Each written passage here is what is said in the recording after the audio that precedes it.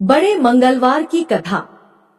हनुमान जी को पराक्रम, बल, सेवा और भक्ति के आदर्श देवता माने जाते हैं। इसी वजह से पुराणों में हनुमान जी को सकल गुण निधान भी कहा गया है। गोस्वामी तुलसीदास ने भी लिखा है कि चारों जुग प्रताप तुम्हारा है, प्रसिद्ध जगत उजियारा। इस चौपाई का अर्थ है कि हनुमान जी इकलौते ऐसे देवता हैं जो हर युग में किसी न किसी रूप गुणों के साथ जगत के लिए संकटमोचक बनकर मौजूद रहेंगे। शास्त्रों में कहा गया है कि हनुमान जी की सेवा करने और उनका व्रत रखने से उनकी विशेष कृपा अपने भक्तों पर बनी रहती है। ज्योतिष शास्त्रों के अनुसार हनुमान जी का व्रत करने से कुंडली में मौजूद सभी ग्रह शांत हो जाते हैं और उनकी असीम कृपा प्राप्त होती है। अपने भक्तों पर आने वाले हर संकट को हनुमान जी दूर करते हैं। संतान प्राप्ति के लिए हनुमान जी का व्रत फलदायी माना जाता है। इस व्रत को करने से भूत प्रेत और काली शक्तियों का प्रभाव नहीं पड़ता है। मंगलवार का व्रत करने से सम्मान, साहस और पुरुषार्थ बढ़ता है। अब आइए सुनते हैं हनुमान जी की कथा। व्यास जी ने कहा, एक बार नैमिषारण्य तीर्थ में 80,000 मुनि एकत्र होकर पुराणों के ज्ञाता श्री सूत जी से पूछने लगे हैं, महामुनि, आपने हमें अनेक पुराणों की कथाएं सुनाई हैं। अब कृपा करके हमें ऐसा व्रत और कथा बताएं जिसके करने से संतान की प्राप्ति हो तथा मनुष्यों को रोग, शोक, अग्नि, सर्व दुख आदि का भय दूर हो, क्योंकि कलयुग में सभी जीवों की आयु बहुत कम है। फिर इस पर उन्हें रोग चिंता के कष्ट लगे रहेंगे तो फिर वह श्री हरि के चरणों में अपना ध्यान कैसे लगा सकेंगे। श्री सूत जी बोले, हैं मुनियों, आपने लोक कल्याण के लिए बहुत ही उत्तम बात पूछी है। एक बार युधिष्ठिर ने भगवान श्री कृष्ण से लोक कल्याण के लिए यही प्रश्न किया था। भगवान श्री कृष्ण और युधिष्ठिर का संवाद तुम्हारे सामने कहता हूँ, ध्यान देकर सुनो। एक समय पांडवों की सभा में श्री कृष्ण जी बैठे हुए थे। तब युधिष्ठिर ने भगवान श्री कृष्ण से प्रश्न किया, हे प्रभु नंदनंद गोविंद, आपने मेरे लिए अनेकों कथाएं सुनाई हैं। आज आप कृपा करके ऐसा व्रत या कथा सुनाएं जिसके करने से मनुष्य को रोग चिंता का भय समाप्त हो और उसको पुत्र की प्राप्ति हो। हे प्रभु, बिना पुत्र के जीवन व्यर्थ है। पुत्र के बिना मनुष्य नरकगामी होता है। पुत्र के बिना मनुष्य पितृऋण से छुटकारा नहीं पा सकता और न ही उसका पुनर्ग नामक नरक से उद्धार हो सकता है। अतः पुत्र दायक व्रत बतलाएं। श्री कृष्ण भगवान बोले, हे राजन, मैं एक प्राचीन इतिहास सुनाता हूँ, आप उसे ध्यानपूर्वक सुनो। कुंडलपुर नामक एक नगर था, उसमें नंदा नामक एक ब्राह्मण रहता था। भगवान की कृपा से उसके पास सब कुछ था, फिर भी वह दुखी था। इसका कारण यह था कि ब्राह्मण की स्त्री सुनंदा के कोई संतान न थी। सुनंदा पतिव्रता थी, भक्तिपूर्वक श्री हनुमान जी की आराधना करती थी। मंगलवार के दिन व्रत करके अंत में भोजन बनाकर हनुमान जी को भोग लगाने के बाद स्वयं भोजन करती थी। एक बार मंगलवार के दिन ब्राह्मणी गृह कार्य की अधिकता के कारण हनुमान जी को भोग न लगा सकी, तो इस पर उसे बहुत दुख हुआ।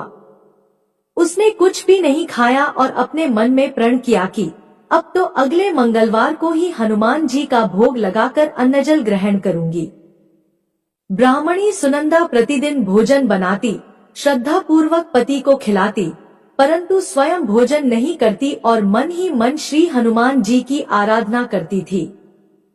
इसी प्रकार 6 दिन गुजर गए और ब्राह्मणी सुनंदा अपने निश्चय के अनुसार भूखी प्यासी निराहार रही। अगले मंगलवार को ब्राह्मणी सुनंदा प्रातः काल ही बेहोश होकर गिर पड़ी।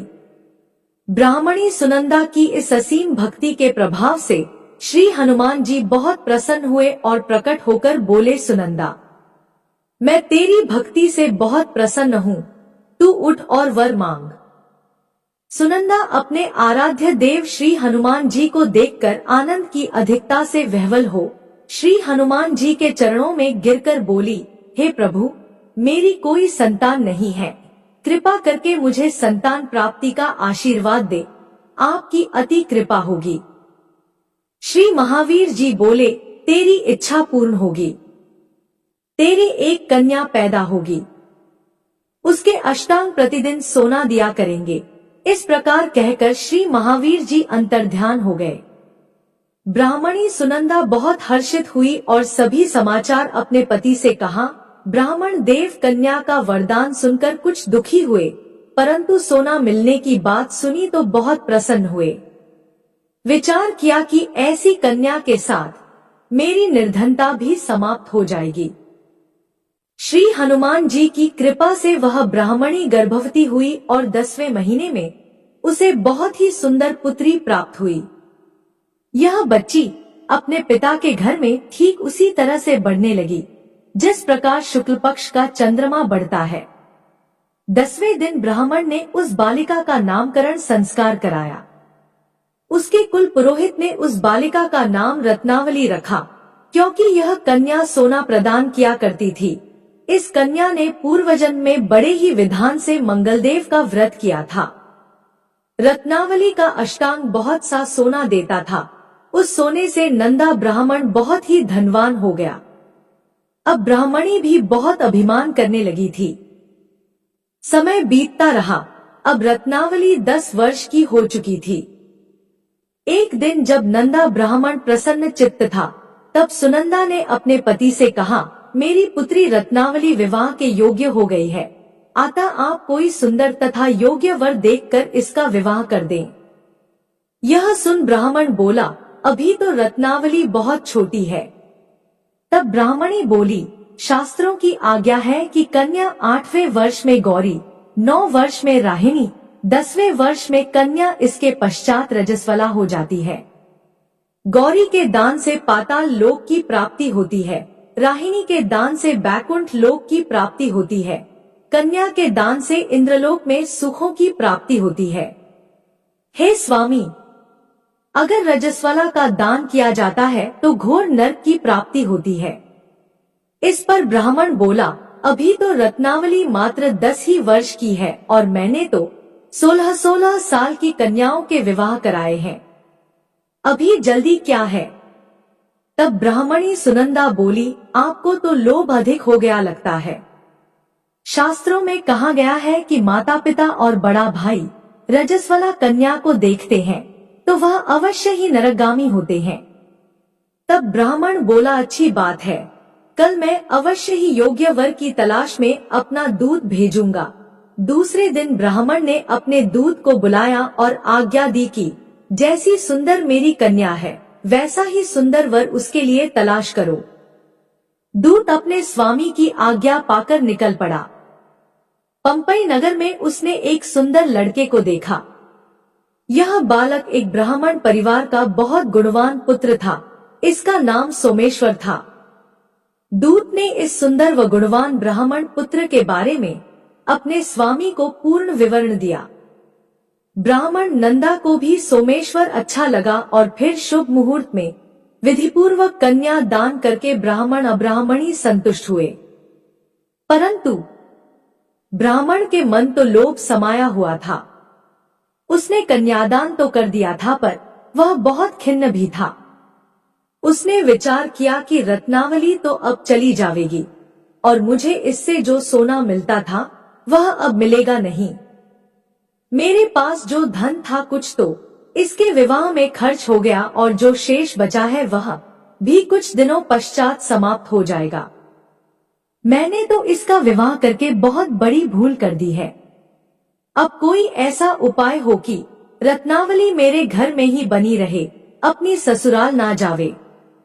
लोभ रूपी राक्षस ब्राह्मण के मस्तिष्क पर छाता जा रहा था। रात भर अपनी शया पर बेचैनी से करवटें बदलते बदलते उसने एक बहुत ही क्रूर निर्णय लिया।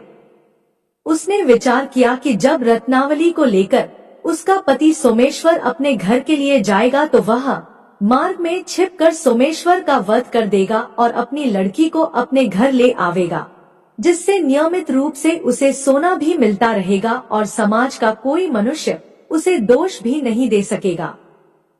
प्रातःकाल हुआ तो नंदा और सुनंदा ने अपने जमाई तथा लड़की को बहुत सारा धन देकर विदा किया। सोमेश्वर अपनी पत्नी रत्नावली को लेकर ससुराल से अपने घर की तरफ चल दिया। ब्राह्मण नंदा महालोक के वशीभूत हो अपनी मति खो चुका था। पाप पुण्य को उसे विचार न रहा था। अपने भयानक व क्रूर निर्णय को कार्यरूप देने के लिए उसने अपने दूत को मार्ग में अपने जमाई का वध करने के लिए भेज दिया था, ताकि रत्नावली से प्राप्त होने वाला सोना उसे हमेशा मिलता रहे और वो कभी निर्धन न हो। ब्राह्मण के दूत ने अपने स्वामी की आज्ञा का पालन करते हुए उसके जमाई सोमेश्वर का मार्ग में ही वध कर दिया। समाचार प्राप्त कर ब्राह्मण नंदा मार्ग में पहुंचा और रुदन करती अपनी पुत्री रत्नावली से बोला, है पुत्री, मार्ग में लुटेरों ने तेरे पति का वध कर दिया है। भगवान की इच्छा के आगे किसी का कोई वश नहीं चलता है। अब तू घर चल, वहां पर ही रहकर शेष जीवन व्यतीत करना। जो भाग्य में लिखा है वही होगा। अपने पति की अकाल मृत्यु से रत्नावली बहुत दुखी हुई।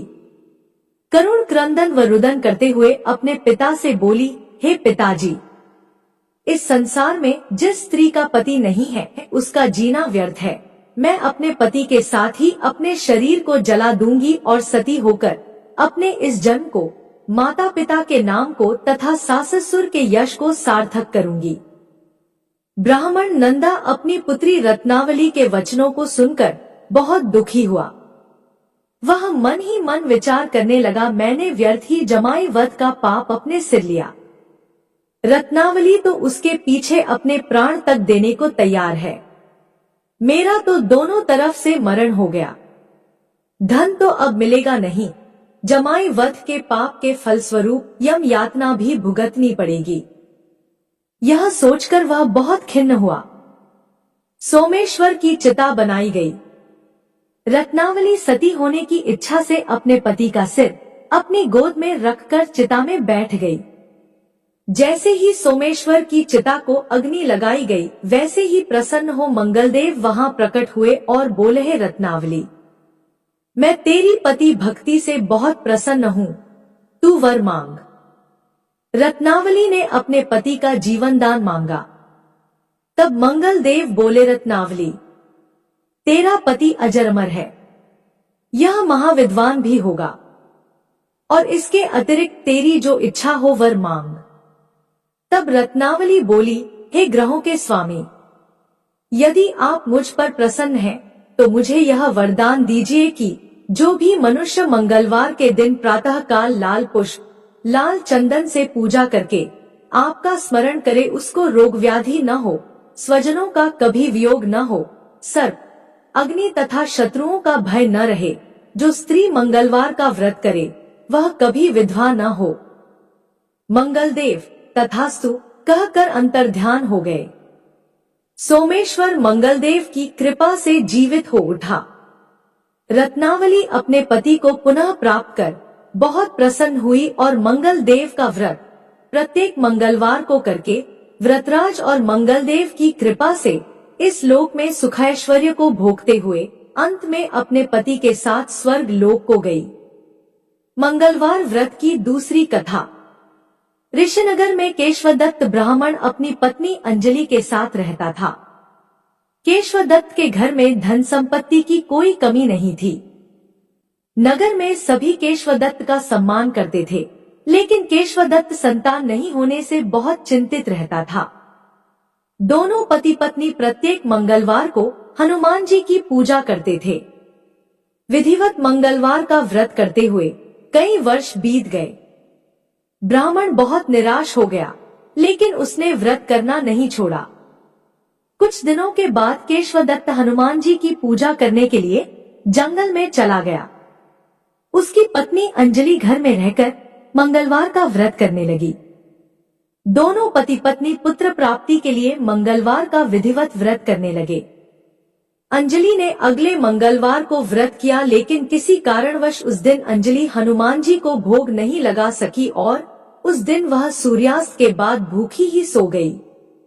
अगले मंगलवार को हनुमान जी को भोग लगाए बिना उसने भोजन नहीं करने का प्रण कर लिया। 6 दिन तक अंजलि भूखी प्यासी रही। 7वें दिन मंगलवार को अंजलि ने हनुमान जी की पूजा की, लेकिन तभी भूख प्यास के कारण अंजलि बेहोश हो गई। हनुमान जी ने उसे स्वप्न में दर्शन देते हुए कहा, उठो पुत्री, मैं तुम्हारी पूजा पाठ से बहुत प्रसन्न हूँ। तुम्हें सुंदर और सुयोग्य पुत्र होने का वर देता हूँ। यह कहकर हनुमान जी अंतर्धान हो गए। तत्काल अंजलि ने उठकर हनुमान जी को भोग लगाया और स्वयं भोजन किया। हनुमान जी की अनुकंपा से अंजलि ने एक सुंदर शिशु को जन्म दिया।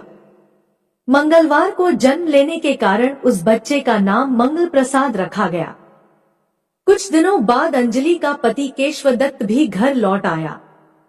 उसने मंगल को देखा तो अंजलि से पूछा, यह सुंदर बच्चा किसका है?